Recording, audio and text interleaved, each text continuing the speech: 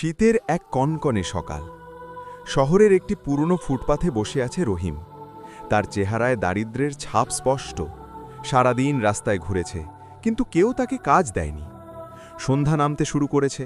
রহিম ক্লান্ত পায়ে একটা ছোট্ট দোকানের পাশে বসে পড়ে। রহিমের হাতে মাত্র 10 টাকা। সারাদিন ভিক্ষা করে এই 10 টাকা জোগাড় করেছে। এই 10 টাকা দিয়ে সে একটা ছোট্ট পাউরুটি কিনতে পারবে। রহিম উঠে দাঁড়িয়ে রাস্তা পার হতে যাচ্ছে। হঠাৎ তার চোখ পড়ে একটা শীর্ণকায় কুকুরের দিকে। কুকুরটা রাস্তার কোনায় কুকড়ে বসে আছে। তার পাঁজরের হাড় বেরিয়ে আছে। চোখ দুটো অসহায়ের মতো তাকিয়ে আছে চারদিকে। কুকুরটাও ক্ষুধার্ত, একেবারে রহিমের মতো। রহিম ধীরে ধীরে কুকুরটার কাছে এগিয়ে যায়। কুকুরটা ভয় পেয়ে একটু সরে যায়। হয়তো তাকে মানুষ অনেকবার মেরেছে, তাড়িয়েছে। রহিম মৃদু স্বরে ডাকে, হাত বাড়ায়। কুকুরটা আস্তে আস্তে কাছে আসে। রহিম তার মাথায় হাত বুলিয়ে দেয়। রহিম তার পকেট থেকে সেই 10 টাকা বের করে। এটাই তার একমাত্র সম্বল। এই টাকা দিয়েই সে রাতের খাবার কিনবে। রহিম সিদ্ধান্ত নেয়। সে দোকানে গিয়ে একটা পাউরুটি কেনে। দোকানদার তার হাতে পাউরুটিটা দিয়ে দেয়। রহিম পাউরুটিটা নিয়ে ফিরে আসে কুকুরটার কাছে। কুকুরটা তাকিয়ে আছে তার দিকে। রহিম পাউরুটির প্যাকেট খোলে। কুকুরটার নাকে খাবারের গন্ধ লাগে। সে লেজ নাড়তে শুরু করে। রহিম পাউরুটিটা 2 টুকরো করে। একটা টুকরো সে কুকুরটার সামনে রাখে। কুকুরটা তাকায় রহিমের দিকে, যেন বিশ্বাস করতে পারছে না। কুকুরটা ধীরে ধীরে পাউরুটির টুকরোটা খেতে শুরু করে। অনেকদিন পর সে খাবার পেয়েছে। রহিম হাসে। তার মুখে একটা শান্তি ফুটে ওঠে। সে বাকি টুকরোটা নিজে খেতে শুরু করে। কুকুরটা অবাক হয়ে তাকায়। রহিম বলে, খা বাছা, তুই খা, আমার চেয়ে তোর বেশি দরকার। কুকুরটা দ্বিতীয় টুকরোটাও খেয়ে ফেলে। তারপর রহিমের হাতে মুখ ঘষে, যেন ধন্যবাদ জানাচ্ছে। রহিম তার মাথায় আবার হাত বুলিয়ে দেয়। তার চোখে জল এসে যায়। পেটে ক্ষুধা থাকলেও মনে একটা অদ্ভুত তৃপ্তি। রাত গভীর হয়ে আসে। রহিম উঠে দাঁড়ায়।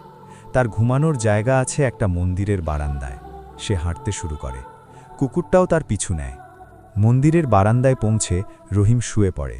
কুকুরটাও তার পাশে কুকড়ে বসে। রহিম তার পিঠে হাত রাখে।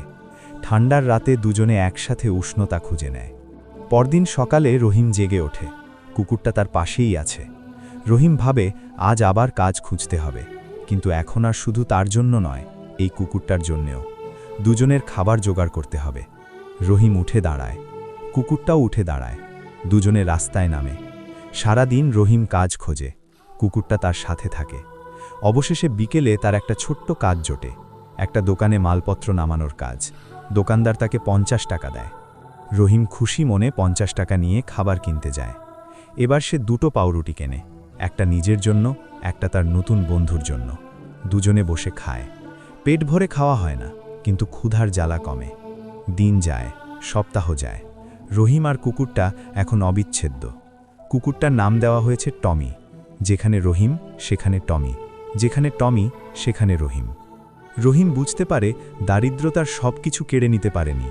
তার মনে এখনও মানবিকতা আছে, ভালোবাসা আছে, করুণা আছে। সে যখন নিজে ক্ষুধার্ত ছিল, তখনও আরেকজন ক্ষুধার্ত প্রাণীর জন্য খাবার ছেড়ে দিতে পেরেছিল।